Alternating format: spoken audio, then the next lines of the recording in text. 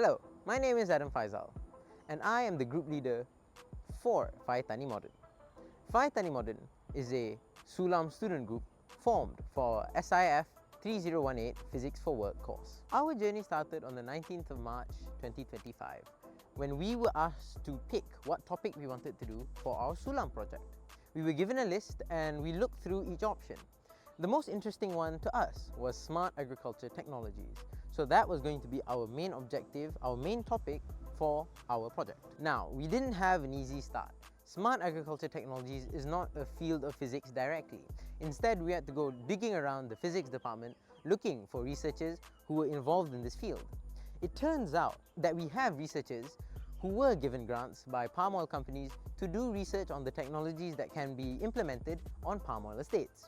So with that in mind, we decided to limit the scope of our project to purely be about smart agriculture technologies on the palm oil industry. Thus, Palm Oil Matters was born. The objective of our project was to 1. Research the problems that actually occurred on the palm oil estates themselves and see if there was research being done to solve these problems.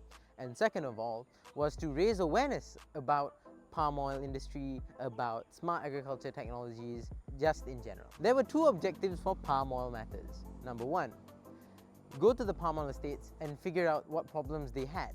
And number 2, go back to society, to the wider world, and actually promote awareness about the problems that were being faced and also what research was being done and what things were being done in relation to smart agriculture technologies to solve these problems. So, to achieve the first part of our project, we decided to head to a real palm oil estate to see what problems they faced. We went to Felda Soeharto, a town founded in 1962 and is located about 2 hours away from Kuala Lumpur. When we went there, we talked to the head of the farmers, the head of the settlers in Felda Soeharto. We talked to the manager of Felda Soeharto, and we also talked to one of the owners of a palm oil estate there in Felda Soeharto.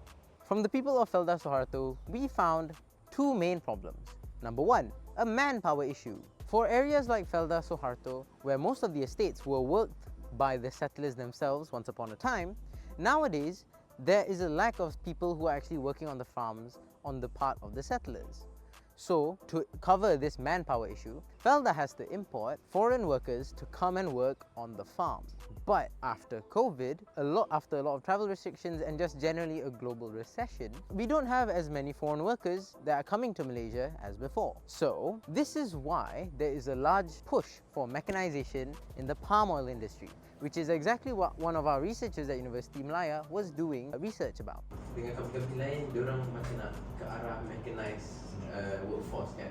So macam mana Felda of course ada research sendiri semua.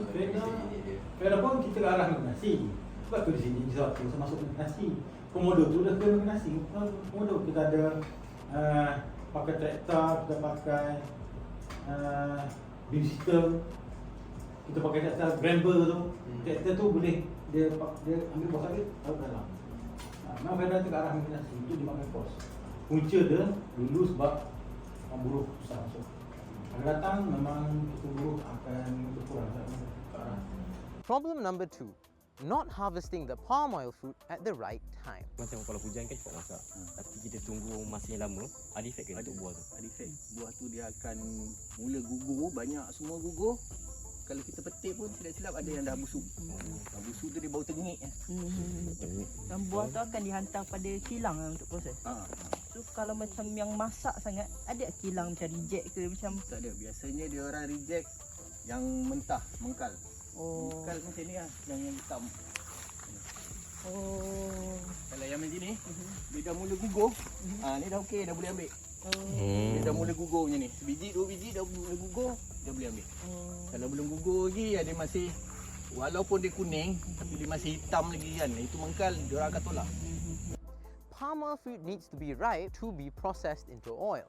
If it is underripe, it can actually damage the processing machine. So, the way to tell if a palm oil fruit is ready to be collected or not is by seeing if 10 fruits of the tree have fallen. Another method that Felda uses to prevent fruit from being collected at the wrong time is by fining the labourers a certain amount of their pay if they give fruit that is not ready to be processed. The ripeness of a fruit can be a subjective matter. If the processor says that the fruit is unripe, then you can't really do much with the fruit because it'll just be wasted palm oil. So, to solve this kind of problem, you need an objective way to tell if the palm oil fruit is actually ripe or not. And this is actually the aim of one of our researchers at our physics department, which is to try and quantify the amount of light that is being reflected from a palm oil fruit. So with the first part of our project done, now we were moving on to the second part, which was the awareness raising. We contacted SMK Wangsa Melawati and they were gracious and kind enough to let us give a talk to the Form 4 students about palm oil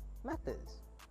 Now, we didn't just want to talk about what we found. We also wanted to call experts in the field to actually talk to the students about smart agriculture technologies in the palm oil industry.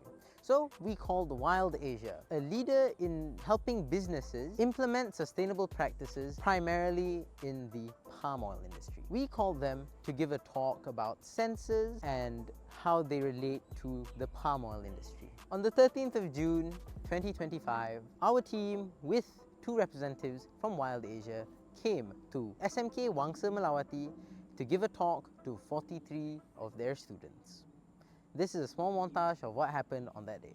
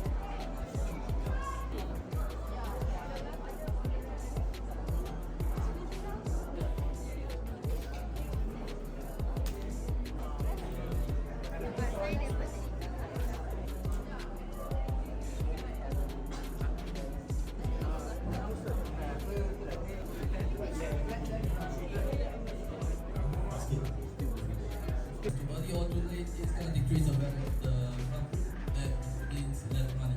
Yang kita pakai ni tempat ini sebab pasal ni korang nak macam chances of harvesting unripe fruit. As previously mentioned in the last statement, we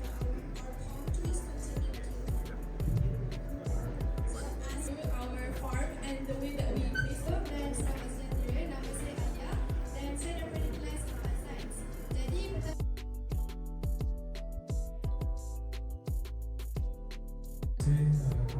Puan Zaria, Putri Haji Yusof melakukan pentadbiran.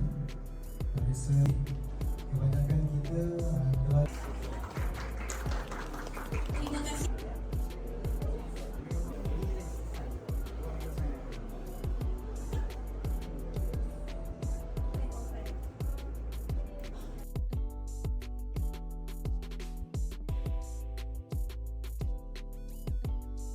So, after the event, we actually took a small survey asking students about the palm oil industry and questions related to it before and after. And we found that after the talk that they were more receptive to actually having a career in this field. Of course, the most important thing is that the students remembered my name. I'm kidding. But they remembered the point that I was making. And I was actually very proud of them for bringing it up later on in the activity. And we actually had a testimonial near the end by one of the students. They mentioned my name, so I was very proud of that. And that, I think, shows that what we were saying was actually picked up on by the kids. And the kids themselves, they were very, very proactive. They were very supportive of the event. So too with the school, and the management were very supportive, and everything went very smoothly on the day. And of course, we cannot forget to thank Wild Asia, who was very, very kind to spend some of their free time to actually help us out with this event. So that is all from us. Phytani Moden.